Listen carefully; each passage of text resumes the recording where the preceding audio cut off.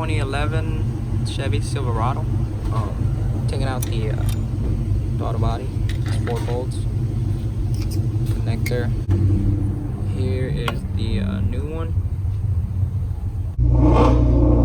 Here's the code for the throttle body, and I believe you have to relearn it. You can see the idle is really off, like going up and down, so you have to relearn it. So I'm gonna relearn it right now.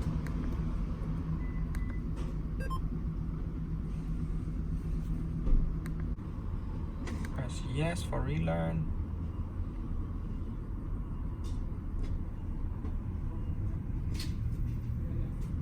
And I think should be okay.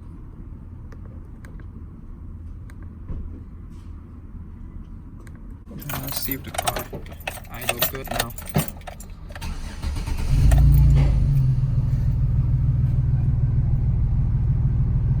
Perfect. That's it.